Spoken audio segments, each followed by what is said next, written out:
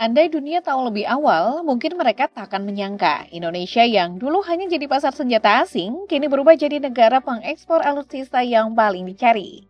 Senjata buatan anak bangsa digunakan dalam misi perdamaian PBB. Kapal perang Indonesia menjaga laut negara lain, bahkan senapan dari pabrik lokal masuk daftar pilihan militer luar negeri. Ironisnya, ketika dunia datang membeli, justru banyak dari kita yang belum mengenal kehebatan karya dalam negeri ini. Apa saja alutsista Indonesia yang diburu dunia? Siapa pembelinya dan kenapa senjata kita begitu ditakuti? Tunggu sampai kalian tahu daftar dan rahasia di balik ekspor senjata ini. Kita mulai dari Panzer Anoa 6x6 buatan PT Pindad Indonesia sukses mencuri perhatian dunia. Bahkan memikat Sultan Hasan Al-Bolkiah yang memesan 45 unit untuk memperkuat Angkatan Darat Brunei Darussalam. Kendaraan tempur ini dikembangkan sejak 2008 dan terinspirasi dari VAB Prancis. Namun dengan berbagai peningkatan, 6 roda, 2 papula senjata, plat baja pelindung kaca, kamera CCTV, kacamata penglihatan malam, serta sistem pendingin udara. Sudah diproduksi lebih dari 300 unit dalam berbagai varian seperti mortar, Command, APC, amphibious, hingga ambulans. Anoa juga digunakan dalam misi perdamaian PBB di Lebanon, Sudan, dan Afrika Tengah. Uji coba menunjukkan kemampuannya menembus medan berat dan tetap bisa melaju hingga 50 km meski ban tertembak. Visual latihan militer di padang, kota, dan rawa memperlihatkan Anoa sebagai kendaraan tempur fleksibel dan tangguh. Menandai keberhasilan industri pertahanan Indonesia dalam menyaingi produk global. Selanjutnya ada tank Harimau yang juga dikembangkan oleh PT Pindad bekerja sama dengan FNSS Turki. Dengan panjang total 9,1 meter, termasuk kanon, lebar 3,3 meter, dan tinggi 2,4 meter, tank ini dirancang lincah untuk operasi tempur di berbagai medan. Sejak 2020 hingga 2023, sebanyak 18 unit tank Harimau telah dipesan oleh negara asing, dengan kontrak mencapai 135 juta US dollar.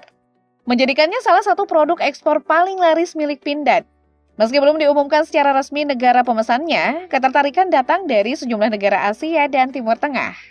Video uji coba menunjukkan Harimau melaju di jalur ekstrim, menembakkan meriam 105 mm dengan akurasi tinggi. Tank ini unggul dalam mobilitas, sistem kendali tembak digital, dan perlindungan balistik modern. Pindad melalui 2 pabriknya di Bandung dan Turen, Malang, terus memperkuat posisinya sebagai pemain global industri pertahanan menuju 2026. Setelah sukses di darat dengan Panzer Anoa dan tank Harimau, Indonesia juga menunjukkan taringnya di udara lewat kebangkitan industri Dirgantara Nasional yang tak kalah mengesankan. Salah satu buktinya adalah pesawat CN-235-220 MPA yang dikembangkan oleh PT Dirgantara Indonesia bersama Airbus Defence and Space. Pesawat patroli maritim ini baru saja dipesan oleh Angkatan Laut Kerajaan Thailand, menggantikan armada Fokker F-27 mereka.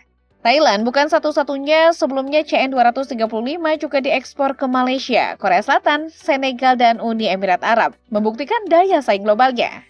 Dibekali radar IPS-13C, sistem EO atau IR dan AIS, CN-235 mampu mendeteksi kapal selam, target bergerak, bahkan dalam cuaca ekstrim.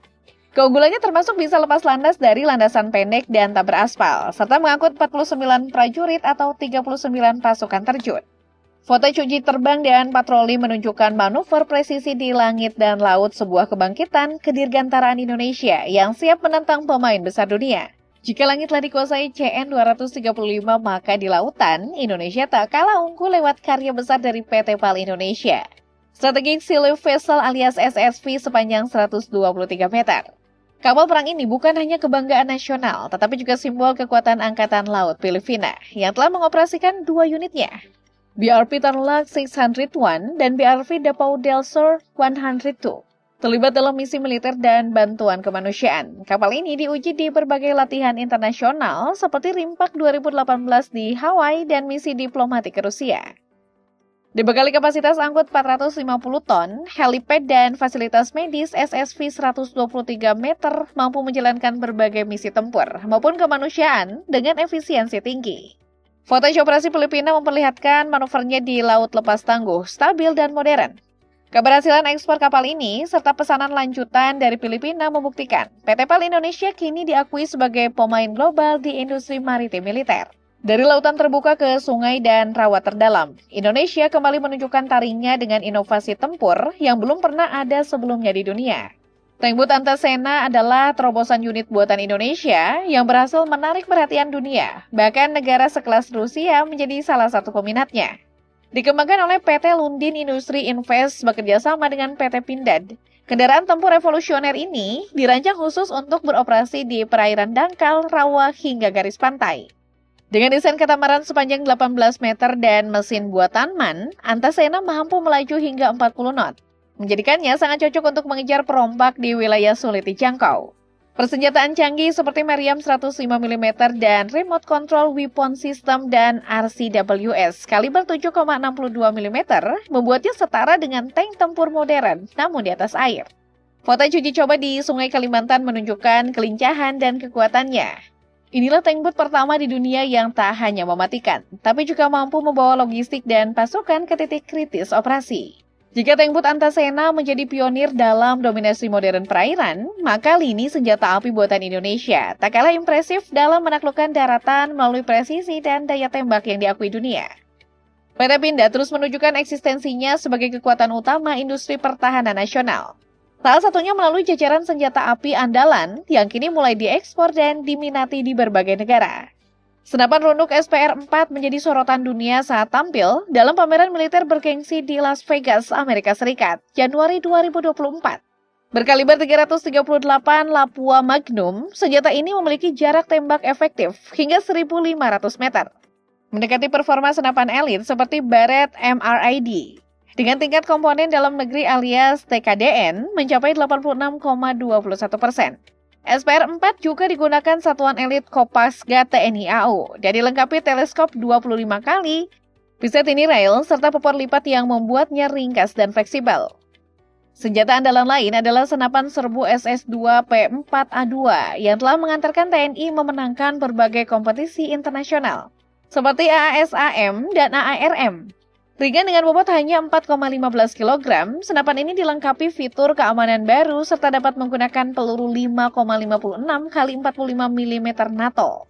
Dalam uji coba dengan optik red dot sight dan laser aiming device, SS-2P4 menunjukkan akurasi tajam, bahkan dalam kecepatan tembak tinggi. Sementara itu, senapan mesin SM-2P1 dan P2 berkaliber 7,62 x 51 mm juga terbukti andal dan bahkan diuji langsung oleh pasukan khusus Arab Saudi. Dengan kecepatan tembak 650 hingga 1000 peluru per menit dan jarak tembak hingga 1200 meter, senapan ini menjadi tulang punggung lini penembakan berat. Melengkapi koleksi pistol G2 Premium hadir sebagai varian tertinggi dari keluarga G2. Berkaliber 9 mm dan jarak tembak efektif 25 meter, G2 Premium dirancang dari umpan balik langsung pengguna militer, menjadikannya pistol yang ergonomis dan presisi dalam operasi jarak dekat. Semua ini membuktikan bahwa produk Senpi Indonesia bukan hanya kompetitif, tetapi juga telah mendapat pengakuan global. Indonesia semakin meneguhkan posisinya sebagai kekuatan pertahanan mandiri melalui sinergi strategis antara BUMN pertahanan seperti PT Pindad, PT Dirgantara Indonesia, PT PAL, serta Holding Defense ID yang mewadahi PT LEN dan PT Dahana. Kolaborasi ini menghasilkan pertumbuhan teknologi pertahanan yang pesat, mulai dari panser, kapal perang, pesawat, hingga senjata presisi. Di arena internasional, alutsista karya anak bangsa disandingkan melalui forum seperti Indo Defense Expo and Forum, yang mempertemukan produsen dan pembeli dari seluruh dunia. Ketika alutsista Indonesia tampil di sana, kerap terjadi MOU, co-production, dan transfer teknologi dengan mitra strategis seperti Turki dan Prancis. Salah satunya adalah kesepakatan pembelian 48 jet tempur Kan dari Turki senilai 10 miliar US dollar yang mencakup alih teknologi di Indonesia. Namun tantangan besar masih menunggu. Pengembangan drone tempur berteknologi AI dan sistem senjata otonom penuh laus masih terkendala ketersediaan hardware dan regulasi internasional terkait etika penggunaan. Pengembangan swarm drone canggih, camouflage micro drone, hingga integrasi AI on board juga belum optimal Indonesian Defense Ministry. Untuk itu, pemerintah mendorong kolaborasi riset dengan akademia dan industri, meningkatkan anggaran R&D, serta memperkuat standar interoperabilitas teknologi modern dan tradisional. Dengan harapan Indonesia tidak hanya menjadi pemain regional, tapi juga kekuatan pertahanan global di masa depan. Indonesian Defense Ministry Info Ekonomi.